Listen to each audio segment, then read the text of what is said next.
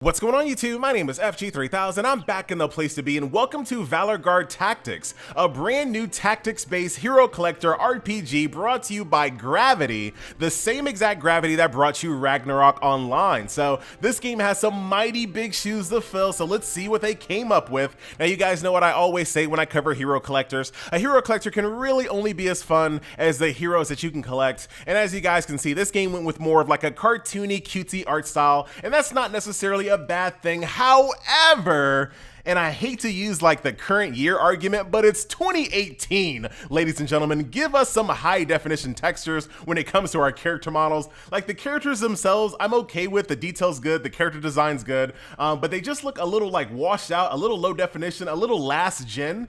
And like I said, the mobile industry right now here in 2018 is just so competitive. I don't think you can come out with a game that looks like this in 2018. And considering how powerful people's phones are, give us a high definition texture pack. Like this game looks like if you had a low, medium, and high setting, but you kept the game set on low. But there's no reason to not at least have the option to turn on high definition texture. So if you think that this game is gonna earn the FG3000 stamp of approval when it comes to heroes that you can collect, you're wrong. So there you go. But that's not because the heroes themselves look bad, all right? I don't wanna give that impression. Like this character right here, Karen, looks really cool. I like her. I like the concept behind this character. However, I just wish she was in high definition. So that is that. So let's jump over into combat to see what these low definition characters are all about and why this game actually has tactics in the title. The 2D drawn artwork looks really good though, so I do have to give the game props on that one. Now, here we are in combat. Now, my very first beef, all right? Well, I don't know, maybe it's wait a minute, it's not nitpicky at all. This is a real beef, all right? Look at this. Look at this elemental weakness system. How am I supposed to deal with this? Green beats red, red beats blue, blue beats... No, I have to like unlearn years and years of elemental weakness system training to kind of get the concept of this game wrapped around in my head. Now, I know that they said, hey, this is a cavalry, archer, and infantry. It's not really fire, water, and grass. But if you're gonna do that, if you're gonna do this, this is fine. But change the colors, man. It's so hard for me to even like grasp this. Like, all right, this unit right here is blue, so I need to bring a fire unit over to him. Okay, you're red, so I really actually need blue. Like, I hate it. I hate it, I hate it, I hate it. So anyway, let's talk about the tactics, FG. So as you guys can see, what you can basically do before combat, you can actually move your characters on this grid here. So if I want to move the character right over here or right over here, I can do so. If I want to kind of assign who this character is going to attack, I can do that as well. So that's basically where the tactics in this game come from. And believe it or not, the tactics are actually quite important. Here in the campaign mode, you can actually do auto deploy, which is fine. It'll get you through pretty much all of the content. However, there are modes which auto deploy is not an option, and you actually have to set up tactics on your team or you will not win. Like, you will not be able to pull it off. So the tactics in this game's title is not just for show, but you might not realize that when you very first begin the game. In this campaign and story mode, you really don't need too many crazy tactics. You just need to press auto deploy and let the characters go at it. But later on in the game, and like I said, there are modes that do not have auto deploy as an option, you will just get beat. So let's show off a little bit more combat so I can kind of show you the ultimate meters as well. There goes Dragon right there. You know, pretty cool looking character. Now here's your typical, you know, campaign stage. And I'll show you a little bit more once we get out of there because I pressed the button way too fast. We're gonna click auto deploy once again because like I said, here in campaign mode, it's not really that big of a deal. All of the characters have their own little ultimate meters. Once they actually light up white, you're supposed to click on them, but I just have the game on manual because it's kind of hard to click on them sometimes when there are a lot of units on top of each other. You also have these ultimates down here at the bottom right hand corner of your screen. These ultimates are based on characters that you currently have unlocked on your account. So as you guys can see, when I cast my Snowstorm, those two characters pop up. If I don't have those characters unlocked on my account, I can't do Snowstorm. So you will actually unlock more and more ultimates the more characters that you unlock on your account. So pretty cool. And like I said, you do not have to bring them in combat with you. So back over here to the campaign screen, as you guys might expect when it comes to hero collectors, you're going to go from node to node to node. The only ones that you have to 3-star are these little tower ones here. You can basically kind of just barely make it on these little small nodes here, but these are the real nodes that you really want to make sure you get a 3-star on. And after, of course, you've 3-starred them, you can go by here and sweep the stages, ×5 sweep, etc., etc. You don't have to have a VIP or anything like that unlocked to do that. So there you go. So that is the campaign mode. What we're also going to do, I'm going to go and kind of show you some other gameplay modes here in the game. Let me show you guys Flight Challenge. So Flight Challenge is basically like a puzzle in the game. This game, it basically gives you preset units. So all of these units, as you can see, they're all level 80. And basically it's your job to figure out how to beat this content using this team. And I'm actually not gonna set up a tactic here. I'm just gonna show you that you will lose unless you actually have good tactics. And I like the fact that they put this mode in the game to force you to be like, hey guys, this game, the tactics isn't just for show. If you just kind of try to, you know, barrel, oh maybe, hold on. I'm saying all this stuff. What if I beat this with no tactics? I might actually beat this with no tactics. Well, no, I'm losing. Yeah, I'm probably gonna lose this. We still have this tower over here. We got these little catapult thingies. Yeah, we're gonna lose. As you guys can see right there, I lost. So you do have to really kind of think about how you set up your units and who they go against and things of that nature. So yeah, pretty good on the game for actually making sure that that is an important aspect of the title. And I'm sure in PvP as well, that's also going to be a very big factor on how you can defeat opponents in PvP, because you can also, when it comes to PvP, and I'll kind of show you that right now, you can set up a defensive formation. So maybe you can kind of set up like a your own special tactic of some sort. Check this out. This Angela, like the character models look pretty good. So maybe, you know, I want to kind of set up my units in such a way that someone has to do some interesting tactics in order to beat them. So kind of interesting. So props to them on that one for kind of thinking outside the box and doing something a little bit different when it comes to combat. So as you guys might expect, of course, there is a PvP system. So you can battle each individual opponent on your server, trying to get as high as you possibly can to get rewards. There's a thing called Unit Challenge, which is basically like a tower mode, but I do like the presentation of this tower because you basically start at the bottom and this guy's in your way, and you kill him and you kind of keep going up the tower. I want to show you that animation here. Angela's a really good looking unit, by the way. Oh, hold on, I got a new character since then. Let's put Baron in there, auto deploy. And like I said, this mode right here does have the auto deploy feature, so you don't have to really worry about that. In PvP, you do not have auto deploy, so yeah, you got to set up your own defense, and then when you fight the said defense, you have to have your own tactics as well.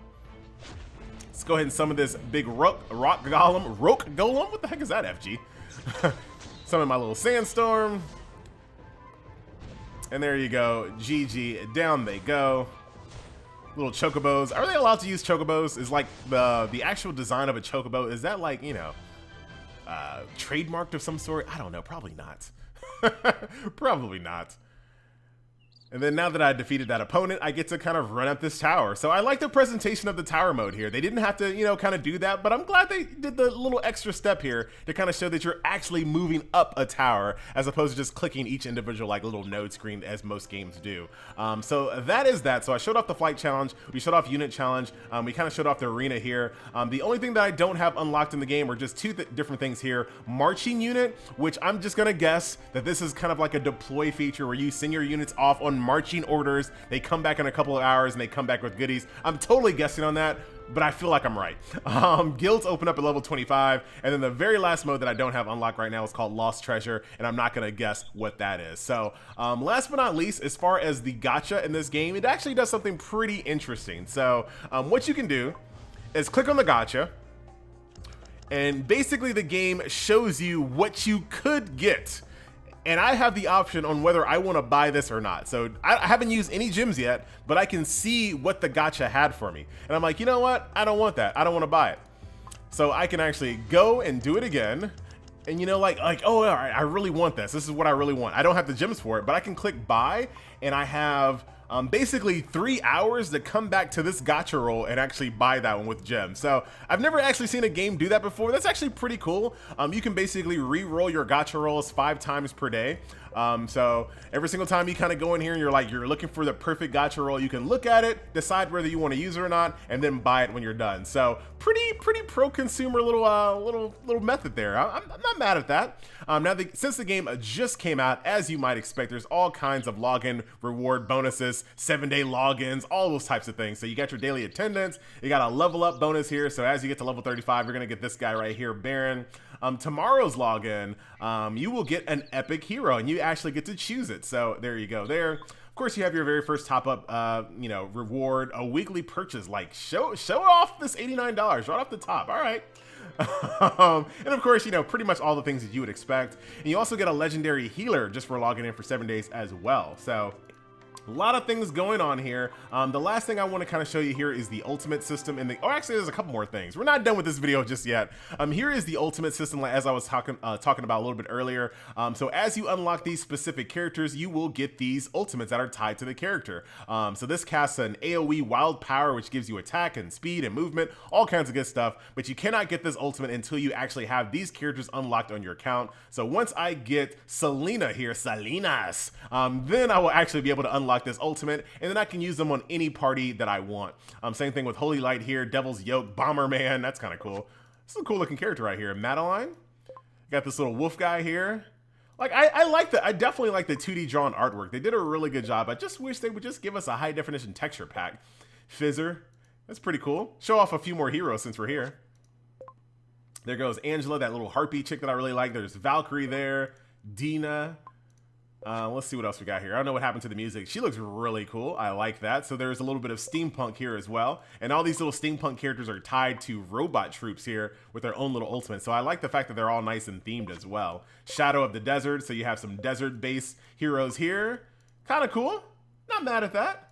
And then Skywall. So there, look at this guy. That looks like a copyright violation.